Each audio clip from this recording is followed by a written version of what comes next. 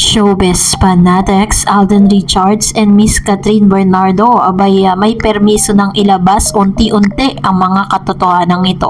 But before that, if you haven't subscribed yet to my YouTube channel, please don't forget to like, share, and subscribe at i-hit mo na rin ang notification bell for more showbiz updates. Of course, bago tayo magpatuloy sa ating updates for today's video, nais ko po muna magpasalamat sa lahat ng mga legit viewers, subscribers at ang lahat ng mga legit na nagmamahal at sumusubaybay sa lahat ng ating mga updates.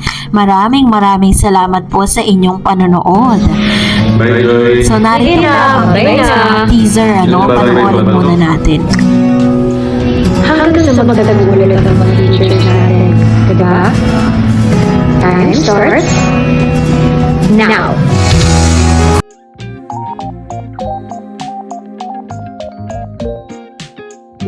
Umani nga ng positibong reaksyon mula sa mga netizen ang ilan sa mga teaser na inilabas si Catherine Bernardo, Alden Richards ng kani-kanilang mga team.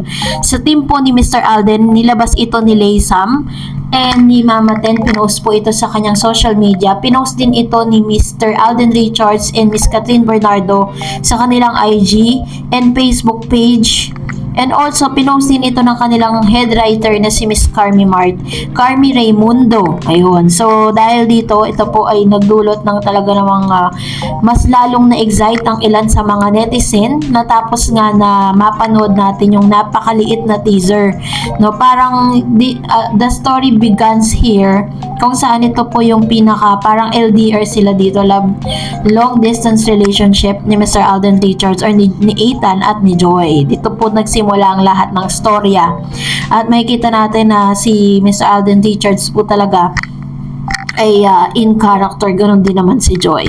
So, pero alam niyo po ba na mas may nakaka-believe at mas nakakakilig at exciting na balita patungkol sa bagay na ito dahil even po ang ilan sa mga showbiz insiders nagsasalita na din sila. Kumbaga parang nabibigyan na rin sila ng chance. Panoorin natin to. Bago i-showing o kasalukuyang sinashowing, meron tayo siguro malalaman tungkol sa kanila. Ano yung malalaman mo? Ano yun? Nako, eto na nga. Ano yun nga ba yun? Ito po inaabangan ng kanilang mga tagahanga, mga taga-suporta at ang kanilang wish, sana dito mabuo talaga yung isang relasyon na magtatagal.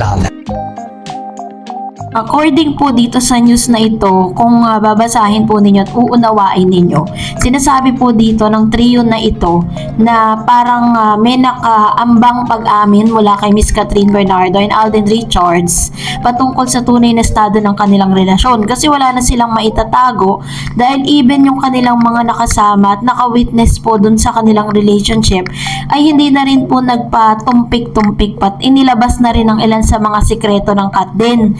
So, ito pong lahat ng mga nakalap natin, kapag po pinagdugtong-dugtong natin, it always boils down into one thing, and that is their true relationship. Let's watch this. Ay si Catherine sa amin pupuntahin sa yung hindi generic, yung alam mong ay may pagtatangi, pwede. Ha? Walang ganon?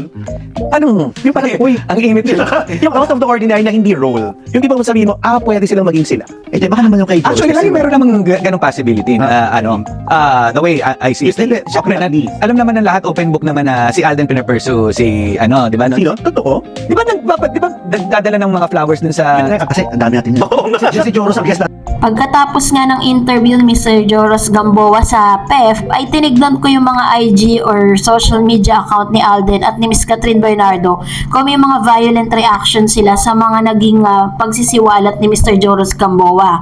Kasi diba, kung matatandaan ninyo na nung binura ni Mr. Daniel Padilla yung kanilang breakup post nitong ni Miss Catherine Bernardo, kasabay no, nag-post din si Miss Catherine that there's no, parang wala na raw balikan, diba? Only moving forward. Hindi ko lang matandaan yung exact word, pero ganun yung kanyang sinabi na nag-gets naman ng mga manonood kasi parang sinasabi dito na kaya binura daw kasi may balikan o may comeback na magaganap. This time, hinanapan ko din sila ng means kung paano sila nag-react dun sa mga revelation ni Mr. Joros.